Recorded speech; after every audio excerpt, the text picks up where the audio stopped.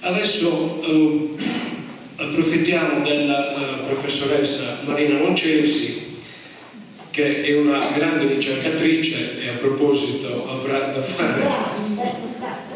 fare delle osservazioni a quanto ha detto il dottor De Fazio. Lei è autrice di Michele e gli altri. Ringrazio l'amico Diego Caro, l'associazione Achimus, che ha una bellissima intitolazione, Facciamo, perché non tutti fanno delle cose egregie, non tutti sanno fare. Presiedo l'Istasat, che è l'Istituto per la Storia dell'Antifascismo dell'età contemporanea della Sardegna centrale. Abbiamo come istituto un legame con il paese che gentilmente questa sera mi ospita come rappresentante dell'associazione. Abbiamo collaborato più volte con l'associazione, con la fondazione Giorgio Asproni, che mi pare qui a Pitti qualcosina l'abbia fatta. Noi abbiamo lavorato non solo sulla prima guerra mondiale, ma anche sulla storia della massoneria, e ancora continueremo sempre con la fondazione Giorgio Asproni. E sarebbe ancora bello se potessimo continuare una collaborazione con la vostra associazione Achimus, che questa sera ci ospita. Tanti spunti sono stati trattati questa sera, che cosa ci sarebbe veramente da dire tantissimo. Intanto io condivido pienamente ciò che ha detto il vostro parroco, Don Totò Nicosse, e se mi consente, ammesso che serva a qualcosa, mi complimento con lui da laica per il richiamo forte che ha fatto al concetto di pace. È vero, non si può parlare di pace lasciando in mare tanti fratelli, e questo in un momento come quello che stiamo vivendo noi è un richiamo importantissimo, quindi grazie per le sue parole. Interessantissima, ho ascoltato l'interessantissima e anche appassionata, diciamo, comunicazione del dottor De Fazio.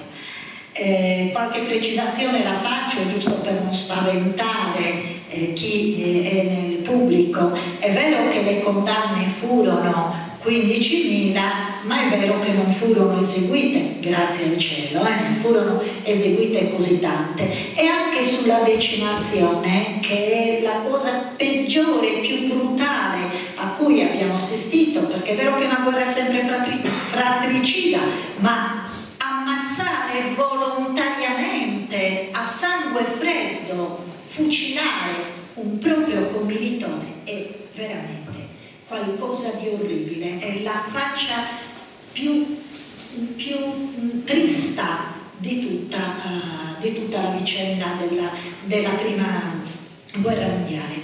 È vero anche però che quando si parla di processi per diserzione ci si riferisce anche a, per esempio, i tantissimi emigrati, parlo quindi di sardi e di gente che veniva dal mondo più povero, emigrati oltreoceano, per esempio emigrati in America, che ricevettero molto tardivamente la comunicazione, perché la cartolina gli arrivava a casa. Apro una parentesi: il sardo emigrato raramente cambia la propria residenza.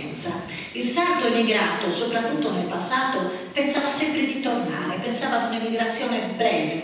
Quindi la cartolina a precetto gli arrivava a casa sua, ma pensate quanto tempo ci voleva affinché lui ne venisse a conoscenza. Quindi c'erano i bandi dei consolati, presentarsi al consolato.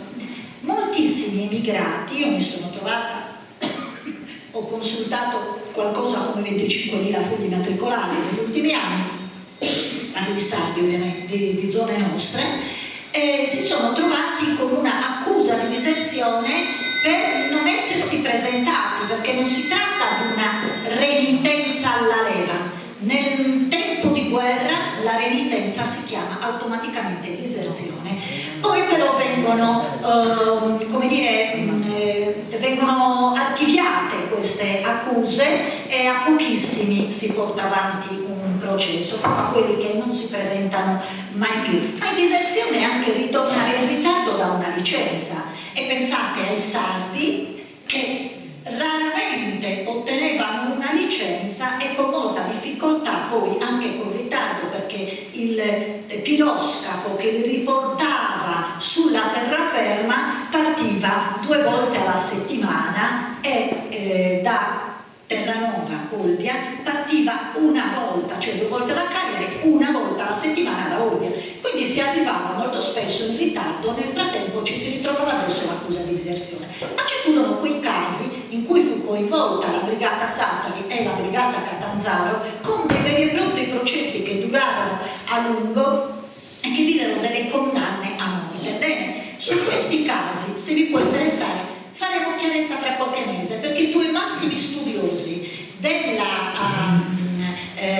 giustizia militare che hanno trattato il tema fucilateli saranno nostri ospiti tra gennaio e febbraio, e se vi interessa potranno anche essere qui adibiti a trattare questo argomento con il film, il documentario Fucilateli, che è appena uscito. Proprio ieri ho parlato con uno dei 2 registi che mi ha detto: veniamo volentierissimo in Sardegna, diteci quando e facciamo un giro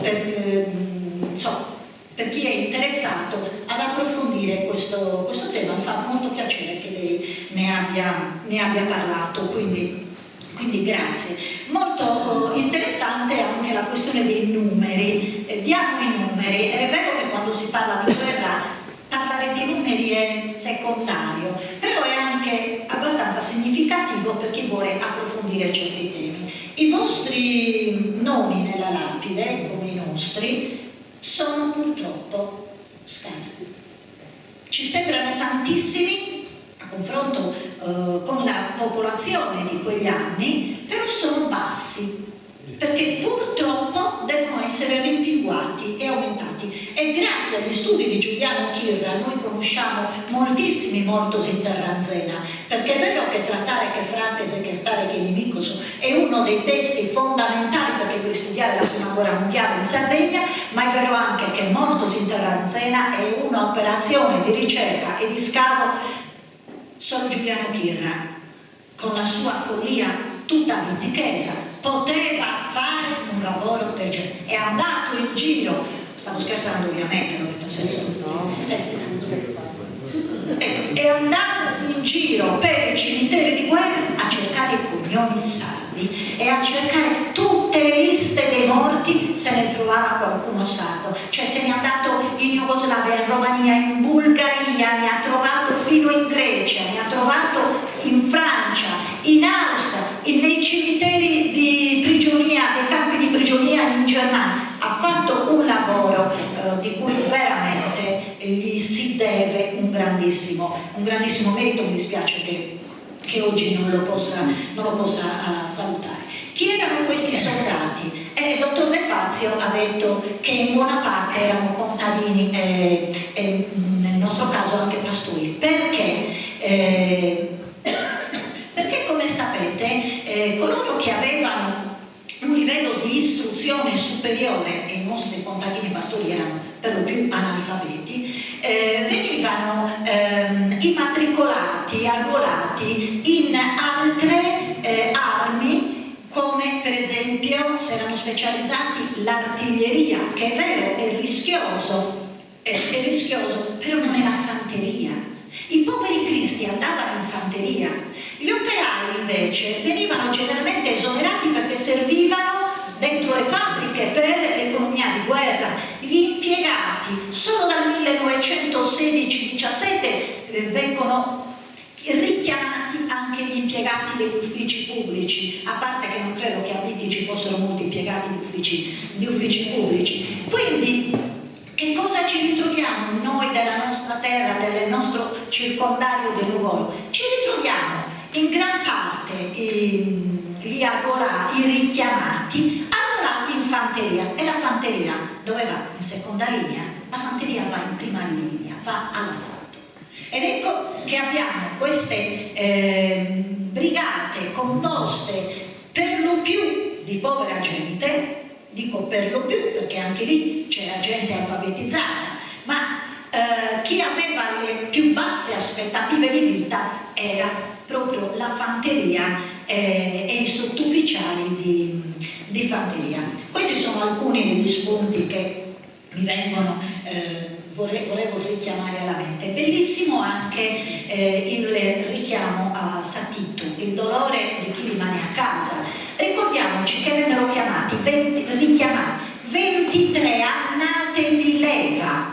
Cioè, quando noi parliamo dei ragazzi del 99, che è stata l'ultima leva richiamata a metà del 17, e torniamo dietro di 98, 97, 96, 95 fino ad arrivare al 76. Si tratta di 23 classi di leva, vale a dire una generazione intera, una generazione che è mancata, e chi è rimasta in casa? Le donne. Io mi sono ritrovata nelle mie ricerche su Nuoro 2 famiglie, nelle quali, famiglie peraltro di pastori, nelle quali 4 maschi su 4 si trovavano in guerra. Chi è rimasta in casa? Ma voi conoscete, scusatemi, ho un po' di tosse, voi conoscete tutti l'economia agropastorale. Non è gestita sostanzialmente, non è gestita dalle donne, è gestita dagli uomini, sono loro che vanno in campagna, le donne stanno nelle retrovie a fare lavori aggiuntivi. E quando mancano gli uomini e mancano i babbi e i figli, i fratelli maggiori e i fratelli minori, dove va a finire questa economia agropastorale? Ma secondo voi le donne andavano in campagna a mungere le mucche o le pecore la mattina all'alba? Vendevano il bestiame. Dopo pochi anni hanno iniziato a vendere i terreni e a non avere più niente. Quindi non solo è mancata un'intera generazione di maschi, ma è mancata anche la sussistenza economica di interi paesi. E allora cosa bisognava fare per recuperare il recuperabile nel dopoguerra? Bisognava costruire il mito della guerra. Perché la guerra non poteva essere solo ricordata con gli attitos. La guerra dovrà essere ricordata anche come qualcosa di glorioso, qualcosa di bellissimo, ed è quel mito della vittoria. Ha fatto bene il vostro sindaco a dire il 4, la festa delle forze armate e dell'unità nazionale, perché non si chiama più festa della vittoria. Quando noi eravamo bambini, noi andavamo, era giorno di festa, ci buttavano giù dal letto e ci facevano andare in fila alla cerimonia. Io ero scout, con i gagliardetti, io ero scout, quindi andavo. Non si faceva la festa, ho detto, ma ci buttavano giù dal letto per andare ugualmente alla cerimonia. E festeggiavamo la vittoria. Ma che vittoria? La fine della guerra? Non è vero, la guerra non è finita. Ma lo sapete che molti veramente, soldati prigionieri degli austro-ungarici e della Germania, perché si erano spartiti a metà i prigionieri, ritornarono nel 1920, non furono messi nelle condizioni di tornare a casa perché una commissione militare giudicatrice doveva concludere le sue ricerche, i suoi interrogatori per conoscere i motivi per cui erano stati fatti prigionieri. Per loro non ci fu vittoria, per loro non ci fu la fine della guerra, perché tornarono a casa da sconfitti, 2 volte sconfitti da quel paese, quello Stato che li aveva mandati per 4 anni in guerra, 4 e passa, e sconfitti anche dal fatto che non potevano tornare loro come vittoriosi, perché loro tornavano come ex prigionieri e moltissimi di loro si suicidarono. Ancora non sono stati fatti degli studi sul numero di suicidi, non solo durante il conflitto. Durante il conflitto si suicidavano soprattutto ufficiali e sottufficiali, e chiedetevi perché. Ma dopo si suicidarono gli ex combattenti e i reduci dalla prigionia. e anche su questo si è steso un velo di silenzio, perché bisognava costruire la memoria della vittoria, la memoria della grande guerra. Quando noi diciamo sa guerra manna, non lo diciamo in senso trionfalistico come nel resto dell'Italia, la grande guerra. Noi diciamo sa guerra manna, cioè quella guerra grande, sottinteso, che ci ha rovinato. Questo è il concetto di memoria. Io da ricercatrice non grande come mia, ti ringrazio, ma non sono grande, sono solo un po' avanti con gli anni. No, se avessi detto grossa te l'avrei dimostrato. Allora, da ricercatrice vi posso dire che la memoria e la storia sono due cose diverse. La memoria è anche la narrazione, il mito, è ciò che ci hanno raccontato i nostri nonni. La storia è altro, e la storia molto spesso smentisce o comunque sminuisce la memoria.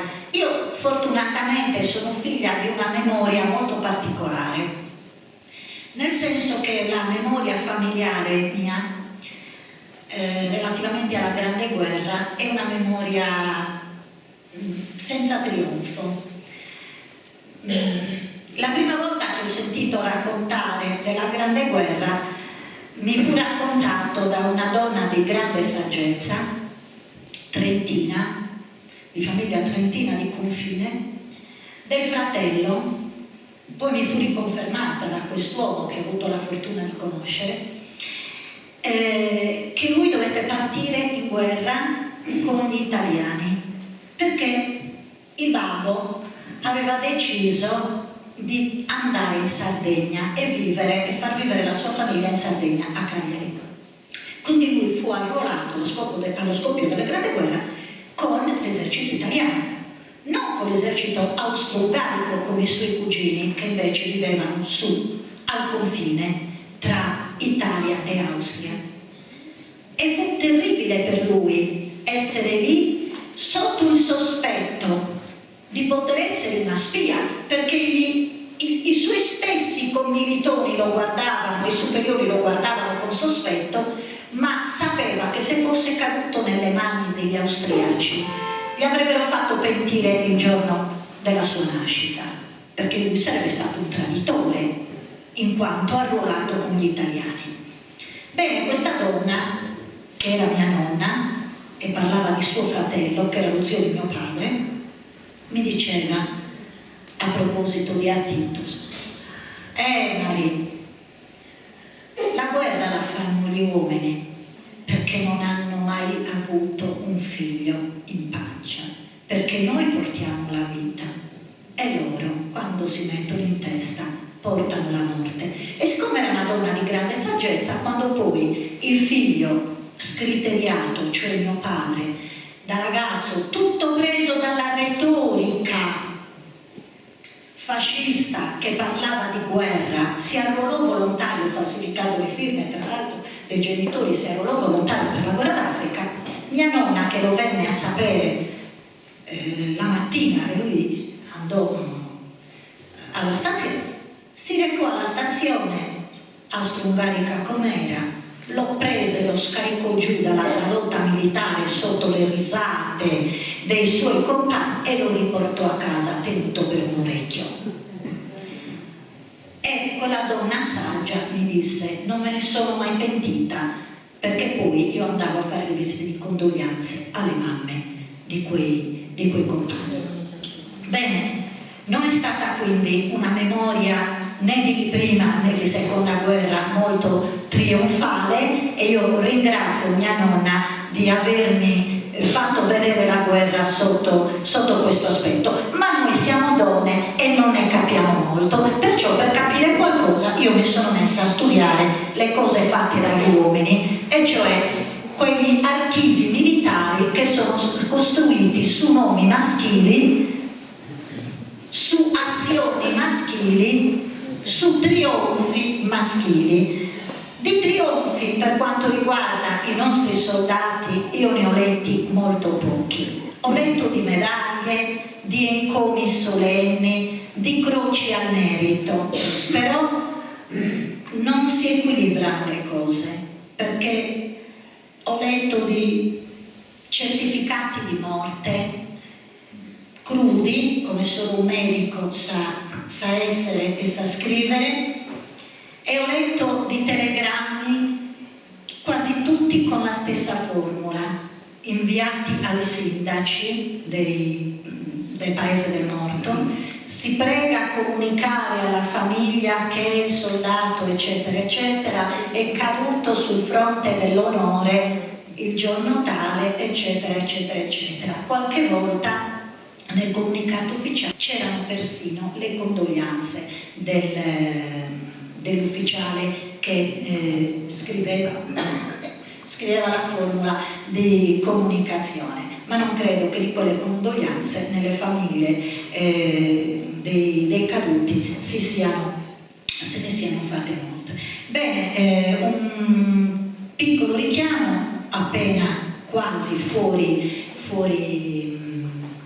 argomento, ma ci siamo sempre. Si parla dei caduti di tutte le guerre. Molti studi sono stati fatti sulla seconda guerra mondiale. La seconda guerra mondiale è veramente costruita come un mito duraturo. Durerà molto a lungo il mito dei partigiani, dei combattenti, della vittoria nostra con gli alleati. Durerà a lungo perché a lungo è durata la pace. Tra la prima e la seconda guerra mondiale invece c'è stato un periodo molto breve, ristretto, un periodo quindi di grande di necessità da parte del fascismo di costruire una memoria collettiva che mettesse insieme tutte le regioni italiane. Ed ecco che in fretta e furia si è confezionato il mito della grande guerra con le lapidi dei caduti e con i libri di storia che ricordassero l'eroismo, le grandi azioni dei nostri soldati. Poco tempo c'è stato per studiare accuratamente la storia della prima guerra mondiale. Noi dell'Istituto Storico ci occupiamo anche di studiare la prima guerra mondiale, oltre che a fascismo, antifascismo e resistenza. Ma cerchiamo anche di dare alla memoria la giusta collocazione, e senza i documenti e senza uno studio accurato di memoria non ce ne facciamo niente. La memoria diventa e rimane letteratura se non si aggiunge alla memoria una seria ricerca storica. Peccato che ci siano pochi giovani, ma quei pochi che ci sono, io raccomando, datevi da fare, noi siamo a vostra disposizione per aiutarvi a fare ricerca, perché se non si sa da dove siamo venuti non potremo andare da nessuna parte. Io so che sono venuta da una famiglia mista, qualche politico forse non apprezzerebbe questa parola, ma io mi sento sarda, ma come mi sento sarda mi sento anche nipote di mia nonna, che era di quella parte lì così alta e così lontana,